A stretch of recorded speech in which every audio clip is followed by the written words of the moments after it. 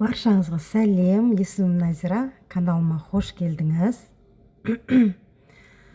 Қыздар, бүгін тауықтың төс етінің бір жарты бөлігінен ғана осындай көптеген бір тарелкадай чикен пісірудің рецептісімен бөлісем.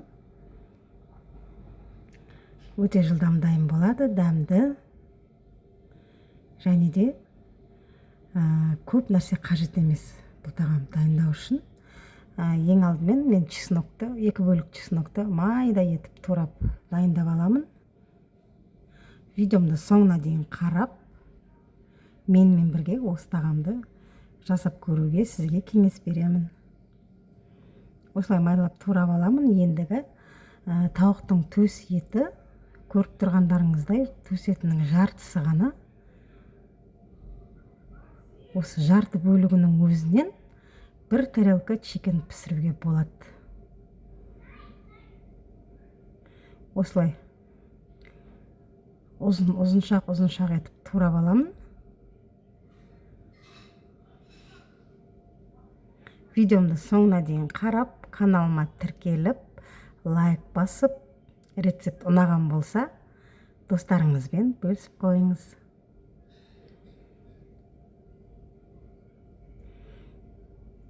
Осылай жұп-жұқа етіп, ұзын етіп, еттің бәрін турап аламын.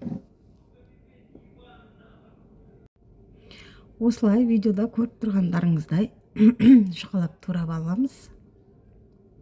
Негізі чикенді магазиннен сатып алсаңыз өте қымбат қой бағасы. Ал мына жерде кәдімгідей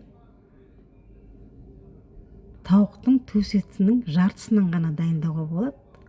Осылай ұзыншақ етіп турап алып, үстіне 1 шай қасық паприка, бағанағы турап алған 2 бөлік чесногымды саламын.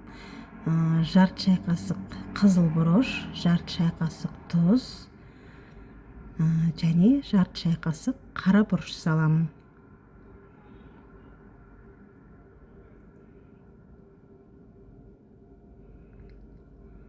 Сосын шамамен 1-1,5 ас қасықтай майонез қосып, жақсылап араластырып, жарты сағатқа қойып қоямын.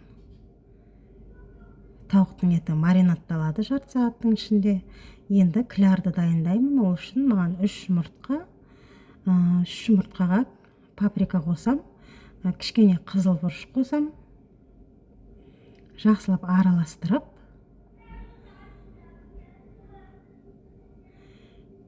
жарты шай қасық тұз қосып жіберемін. Осы тағамды жасап көріңіздер, өте керемет дәмді. Енді маринадталған етімді ең алдымен ұнға аунатып алам, сосын жұмыртқаға, сосын қайтадан ұнға аунатамын. Енді қызып тұрған табадағы майды алдын ала қыздырып дайындап алыңыз. Табадағы майға салып, осылай қуырып алатын болам. Тура бір KFC-дегідей чикен ғой бұл. Тура сондай болып шығады. Дәмі де өте керемет. Міндетті түрде жасап көріңіз. Мен өзім немерелеріме пісіріп берем. Өте дәмді, сүйсініп жейді. Мінеки, керемет. Осылай жаңағы дайындап алған етімнің бәрін қуырып аламын.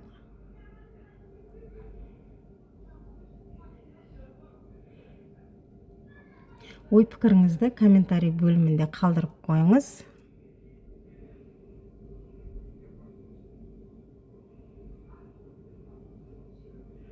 Мінеки, қараңызшы, қандай керемет.